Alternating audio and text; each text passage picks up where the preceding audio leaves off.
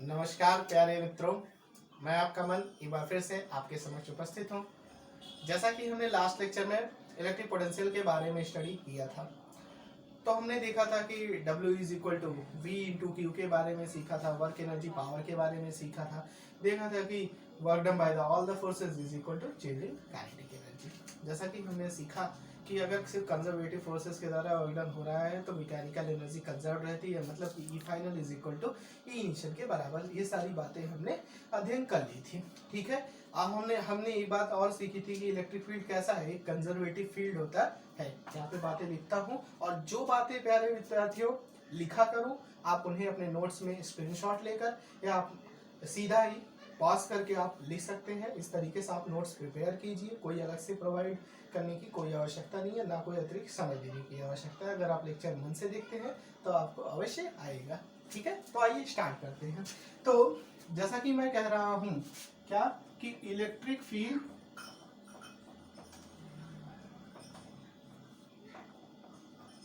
Force जो होता है वो कैसा होता है, कंजर्वेटिव। क्या होता है, कंजर्वेटिव फोर्सेस, ठीक है। मान लीजिए इलेक्ट्रिक फील्ड कंजर्वेटिव फोर्स है और कंजर्वेटिव फोर्स की ये प्रॉपर्टी होती है। ये सारी बातें आप 11th में पढ़े होंगे, आशा करता हूँ ऐसा, ठीक है। तो कंजर्वेटिव फोर्स मतलब क्या होता है, कंजर्वेटिव फोर्स का एकमात्र मतलब है कि इनके द्वारा किसी चक्रीय प्रक्रम में किया गया कार्य। अर्थात मैं बात करूं, अगर ए से ये बी जाए और बी से वाया, एक बार सी से और एक डी से, अगर इस तरीके से किसी सर्कुलर पाथ को या कोई भी चक्रीय प्रक्रम को अगर ये फॉलो करते हैं तो इनके द्वारा यहाँ से यहाँ जाना और फिर यहाँ से वापस लौटने में जो किया गया कार्य होता है कंजर्वेटिव फोर्सेस के द्वारा, वो जीरो होता है। अर्थात मैं कहूँ कि हाँ, वर्क डन इन, आशा करता हूँ इतनी साधारण इंग्लिश में आपको कोई भी तकलीफ नहीं होती होगी। जो भी बातें होती है उन्हें मैं हिंदी में पूरा का पूरा समझाने का प्रयास करता हूँ और आप भी आदत रखिए ऐसा ही सीखने की, क्योंकि आपको अत्यंत आवश्यकता होगी, ठीक है। तो आइए देखते हैं work done in a cycle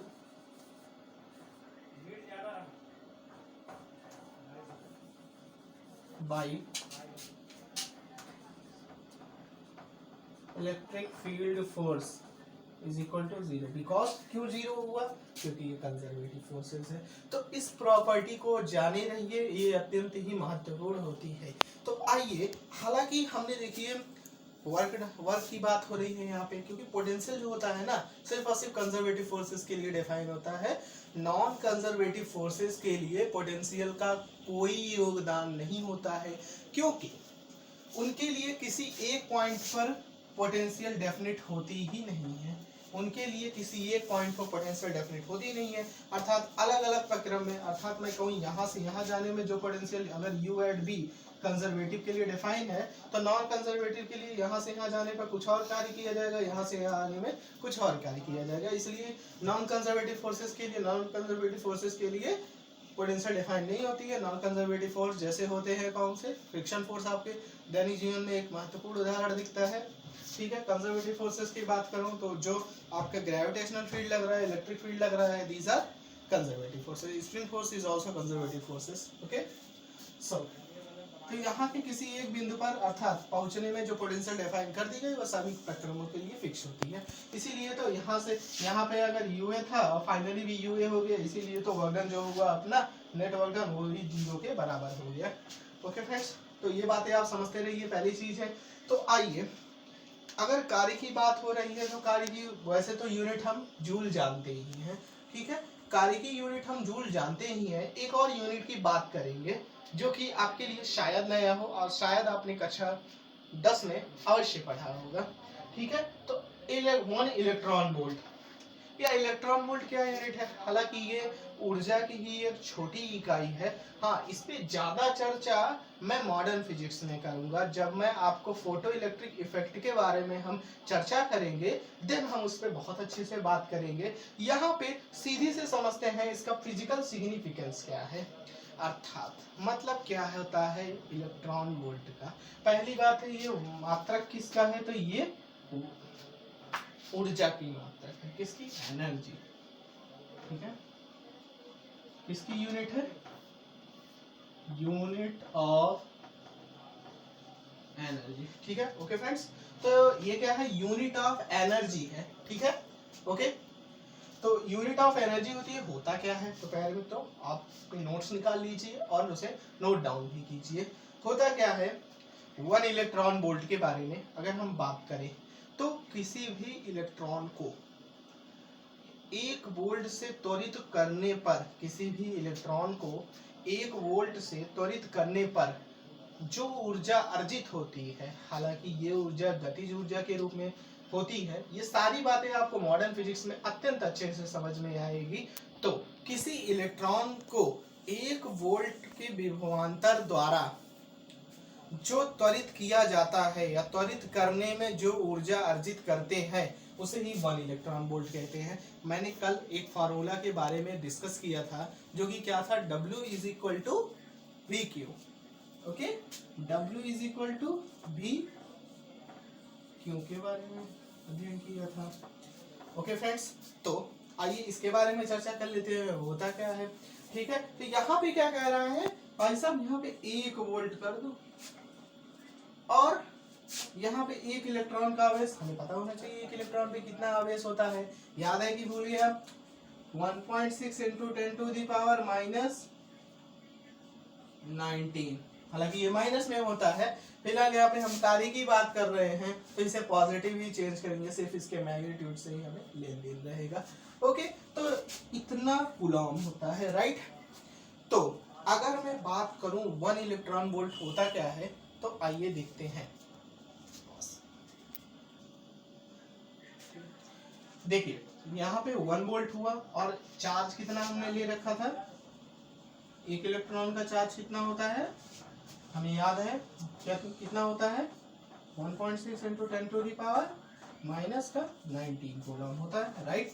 तो 1 इलेक्ट्रॉन वोल्ट ऊर्जा किसके बराबर हुई, अगर हम बात करें कि कितनी एनर्जी गेन की है, दैट मींस W के रूप में, तो V कितना है 1, इलेक्ट्रॉन की चार्ज कितना हुआ है SI यूनिट्स में, तो हम बात की है भाई साहब कूलॉम हो गया, राइट।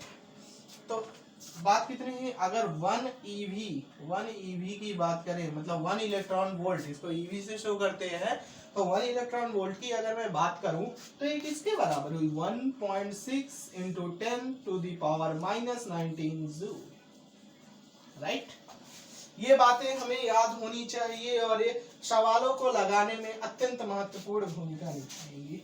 मैंने फिर से बोला है, हम इलेक्ट्रॉन वोल्ट पे अत्यधिक चर्चा मॉडर्न फिजिक्स में करेंगे जब हम फोटो इलेक्ट्रिक इफेक्ट का अध्ययन करेंगे। ओके फ्रेंड्स, तो यहाँ पे हम देखते हैं कि ये हुआ पोटेंशियल हमने सीखा, फिर 1 वोल्ट के बारे में सीखा, हमने परिभाषा पढ़ी कि आखिर पोटेंशियल क्या होता है, तो हमने सीखा था कि एकांक धनावेश को अनंत से किसी वैद्युत क्षेत्र के r दूरी पर ले आने में जो किया गया कार्य होता है वो हम इलेक्ट्रिक पोटेंशियल के द्वारा डिफाइन करते हैं। आइए प्यारे मित्रों, हम इसका डेरिवेशन करते हैं। आइए मित्रों, आज हम देखेंगे किसी भी वैद्युत आवेश के द्वारा किसी r डिस्टेंस पे कितना पोटेंशियल होता है, बिंदु आवेश के द्वारा सीखेंगे। जैसा कि हम डेफिनेशन का यूज करेंगे, डेफिनेशन का यूज क्या करना है, डेफिनेशन में ये हम देखेंगे कि हम अनंत से किसी r डिस्टेंस पे लाने में जो किया गया कार्य होता है वही क्या होता है, वही उसमें संचित उस स्थान पर पोटेंशियल के बराबर होती है। तो आइए हम उस चीज को बड़े ही ध्यान से देखते हैं और क्या क्या बारीकियां हैं, इन बातों में स्टूडेंट्स को क्या डाउट होता है ये मैं अवश्य बताने की कोशिश करूंगा। हालांकि इसका एक्सप्लेनेशन बुक में भी अच्छे तरीके से नहीं मिलता है, तो इन बातों को बहुत ही ध्यान दीजिएगा। मैं इन बातों को बहुत ही क्लैरिफाई करने की पूर्णतः अपनी तरफ से कोशिश करूंगा। आप भी ध्यानपूर्वक देखेंगे तो कोई खास बात नहीं लगेगी। ओके, तो आइए मित्रों देखते हैं क्या सीखना है हमें। ओके, सो जैसा कि मान लेते हैं यहाँ पर कोई Q0 नाम का एक चार्ज रखा गया है। ओके, मैं यहाँ से r डिस्टेंस पर किसी एक क्यों टेस्ट चार्ज को लाना चाहता हूँ, ठीक है। आप टॉपिक जानते रहिए, किसी भी एक बिंदु आवेश के द्वारा, इसे आप हेडिंग बनाएंगे, किसी भी एक बिंदु आवेश के द्वारा r दूरी पर जो पोटेंशियल की वैल्यू होती है वो हम देखेंगे और उस पर पोटेंशियल एनर्जी की भी बात करेंगे। ओके फ्रेंड्स, तो आइए ध्यान देते हैं क्या हमें सीखना है। ओके, तो r डिस्टेंस पर हमें इसके द्वारा पोटेंशियल निकालना है। हालांकि हम क्या करेंगे, यहाँ पे Q0 नामक चार्ज को यहाँ पे हम अनंत से यहाँ पे लाने का प्रयास करेंगे, अनंत से लाने का यहाँ प्रयास करेंगे, राइट।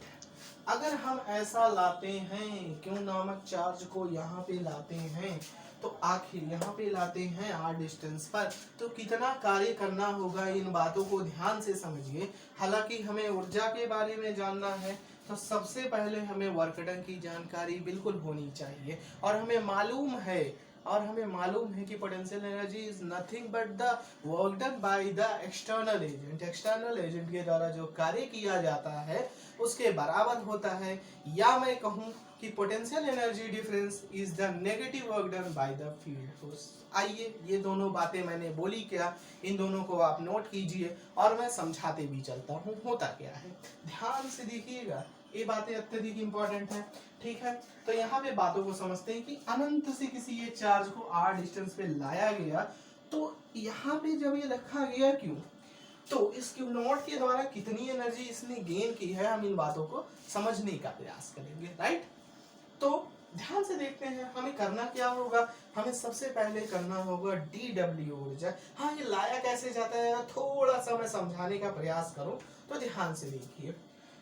आपको भी पता है, ये अगर पॉजिटिव चार्ज है तो इस पॉइंट पे लगने वाला फोर्स ऐसे लगेगा, ऐसे Fe। अगर मैं मान लो इसके द्वारा लग रहा होगा, तो इसे लाया कैसे जा रहा है। आप अगर कभी बुक में पढ़ेंगे स्लोली लिखा है, ताकि स्लोली का मतलब क्या है, यहाँ पे स्लोली का मतलब यही है कि इस पे लगने वाला नेट फोर्स को 0 कर दो। मान लो अगर आपको इस पेन को इलेक्ट्रिक फोर्स ऐसे खींच रहा है मेरी तरफ, मैं क्या करता हूँ, इक्वल एंड अपोजिट फोर्स लगा देता हूँ और देन इसे ऐसे ले चलता हूँ। माने नेट एक्सेलरेशन 0, इसीलिए स्लोली बुकों में लिखा रहता है पहली एक बारी की।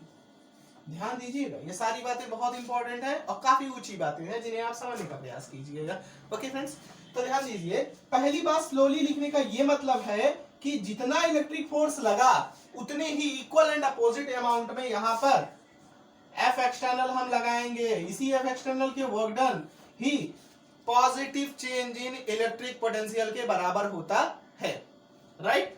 इसी के मतलब कि ये और ये बराबर, अगर एक्सटर्नल दोनों बराबर हैं तो क्या इस पे क्यू पे लगने वाला नेट फोर्स 0, क्या है अब जो है यूनिफॉर्म वेलोसिटी से गति करेगा, अर्थात ये अनंत से जब यहाँ पे आएगा बहुत ही स्लोली एकदम छोटा सा आराम से एकदम आएगा, क्योंकि इस पे कोई नेट फोर्स इस समय नहीं लग रहा होगा, राइट। ओके फ्रेंड, तो यहाँ पे देखते हैं कि जब ये डायरेक्ट आ रहा होगा, इस प्रक्रिया में जो ऊर्जा में परिवर्तन आया वो गतिज ऊर्जा में चेंज नहीं है, इसीलिए तो स्लोली लिखा गया है। स्लोली का एकमात्र मतलब है कि change in kinetic energy del भी 0 हो जाए, मतलब चेंज इन काइनेटिक एनर्जी आपकी 0 हुई। बातें समझिए मेरा ध्यान से, इसीलिए मैंने वर्क एनर्जी थ्योरम पहले पढ़ाया है और कोई लॉजिक इन बातों का नहीं था। अर्थात जो भी वर्क डन किया गया वो समस्त रूप से किसी और एनर्जी में ना होकर पोटेंशियल एनर्जी में कंज्यूम हो गई। सारी की सारी जो भी है वो वर्क डन जो एक्सटर्नल वाले काम किया, it will totally converts to you means potential energy, right or wrong? Okay friends, तो हम इन बातों को बड़े ध्यान से समझेंगे कि ये B0 क्यों हुआ, क्योंकि इन्हें स्लोली लाया जा रहा है। K0 क्यों हुआ, क्योंकि डेल V 0 है, और जो भी कार्य किया गया एक्सटर्नल एजेंट के द्वारा वो क्या हुआ, ये हुआ। एक्सटर्नल एजेंट के द्वारा कार्य कैसे किया जाता है, ये है। लेकिन आप इन बातों को ध्यान से देखिए। पहली बात देखते हैं कि क्या वर्क डन हुआ। अच्छा, वर्क डन बराबर क्या होता है, अगर मान लो अनंत से लाया जा रहा है, मान लो यहाँ इन्फिनिटी है और इसको छोटा सा डिस्टेंस, पहले हम dx डिस्टेंस, ठीक है, dx डिस्टेंस ले जाने में एक्सटर्नल फील्ड के द्वारा कितना कार्य किया गया, ये बातों को ध्यान दीजिए। तो इन बातों को ध्यान देते समय एक बात ध्यान दीजिए, जब आप डेरिवेशन कर रहे थे कूलॉम्स लॉ की, आप प्रूव किए होंगे, आशा करता ही हूँ, और ये भी देखे होंगे सुपरपोजिशन ऑफ इलेक्ट्रिक फील्ड्स देखे होंगे कि नेट इलेक्ट्रिक फील्ड कितना होता है। तो उस समय आप देखे होंगे कि इसके द्वारा जो R माना गया था वो कहाँ था, आउटवर्ड टू द डायरेक्शन, कहाँ था, बाहर की तरफ गया था। ठीक है, तो हम इसके द्वारा पहले हम कार्य करेंगे डी डब्ल्यू वर्क डन को लिखने के लिए। डी डब्ल्यू वर्क डन लिखा जाएगा। ठीक है, तो ओके फ्रेंड्स, हम देखते हैं अब इसका डेरिवेशन किसी बिंदु आवेश के द्वारा कितनी पोटेंशियल एनर्जी किसी आर डिस्टेंस होनी चाहिए। हम देखते हैं आर कहाँ से कहाँ वेरी कर, देखिए पहले इनफाइनाइट है, अगर मान लो किसी क्षण यहाँ पे आर आ गया है तो वहाँ से वहाँ तो हम इनफाइनाइट से आर डिस्टेंस की बात करते हैं। अगर ये क्यों यहाँ पे आया है तो जायज़ सी बात है, फोर्स कितना लगेगा, फोर्स कितना लगेगा, इतना लगेगा। ठीक है, ठीक है, K Q naught upon R square, हालांकि ये कूलम्ब फोर्स ही है, हमें पता भी है, इनटू डी आर, और उसका इंटीग्रेशन टोटल वर्क डन के बराबर हुआ। क्या यही पोटेंशियल एनर्जी में कंज्यूम हुआ, इसलिए मैं एनर्जी लिख देता हूँ। राइट और रॉन्ग, ओके बोल, ओके। तो यहाँ पे बातों को ध्यान से समझेंगे। यहाँ पे समझने वाली ये बात थी कि इन्फिनिटी से आर के Q naught upon minus D R के बराबर जब हमने लिखा, जब हमने इन बातों को लिखा तो अब सिंपल है, क्या है, अब हम इनका इंटीग्रेशन करेंगे। क्यों, हमें पता था ना कि डी डब्ल्यू क्या होता है, डी डब्ल्यू बराबर एफ डॉट डी एक्स। ये बात आई कि नहीं आई, आपको भी याद होगा। ठीक है, डी डब्ल्यू बराबर क्या होता है, एफ डॉट डी एक्स। इसी कॉन्सेप्ट पे तो मैंने किया, अगर इसका इंटीग्रेशन दोनों तरफ कर दूं तो क्या टोटल वर्क डन नहीं आ जाएगा, और ये टोटल वर्क डन तो पोटेंशियल एनर्जी है। क्यों पोटेंशियल एनर्जी, हमें पता है क्योंकि स्लोली लाया जा रहा है। अगर स्लोली लाया जा रहा है तो सारी की सारी कैरेडी एनर्जी तो भाई साहब जीरो है।